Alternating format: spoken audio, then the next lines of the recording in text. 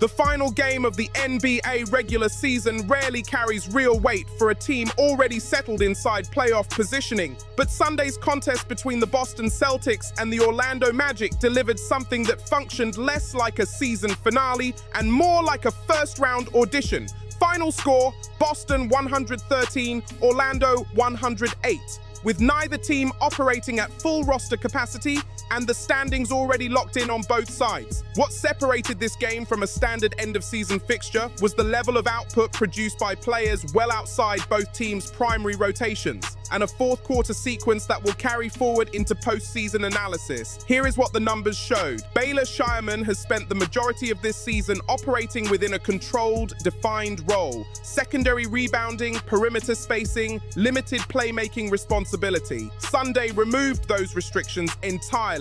Scheierman finished with 30 points, 7 rebounds, 7 assists, 2 steals, and 1 block on one of the more complete individual stat lines produced by a Boston rotation player this season. The third quarter was where the performance separated itself. Scheierman recorded 14 points in that period alone, connecting on 4 consecutive three-point attempts, each one increasing in difficulty, culminating in a 30-foot step back over Goga Bitadze that cleared the net cleanly. What makes that third quarter run analytically significant is the structural context. Scheierman was not functioning as a catch-and-shoot option benefiting from star-level gravity. He was operating as a primary ball handler and decision-maker, absorbing a role that his regular season usage data rarely reflected. For postseason projection purposes, that distinction matters. The question it raises heading into the first round is straightforward. To what extent does Boston expand Scheierman's role based on matchup conditions? And does Sunday's output represent a ceiling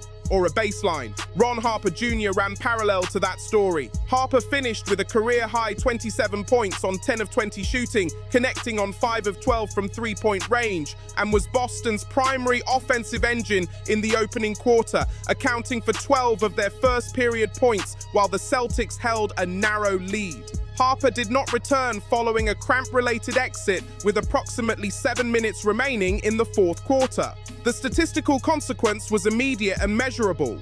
Boston's scoring rate dropped in the final stretch, and Orlando used that reduction in offensive efficiency to close the gap from a comfortable margin to a single possession. 5 three-point makes in a single game is a number that registers differently in a playoff context, where perimeter spacing and shooting depth become premium variables across a 7-game series. The fourth quarter produced the most analytically significant sequence of the game. With 36 seconds remaining and Boston's lead erased completely, Orlando guard Jalen Suggs connected on a three-point attempt that leveled the score at 108-108. The possession that followed belonged to Boston's Garza. Garza elected to attempt a three-point shot off the catch, a decision that reads as unconventional given his positional profile, but aligns directly with his season shooting data. Garza entered Sunday's game shooting 43% from three-point range on the season and had already converted 3 of 6 attempts in the contest at that point. The shot was successful. Boston moved to 111-108, with the clock and possession math working in their favor. What makes the decision analytically notable is the embedded logic.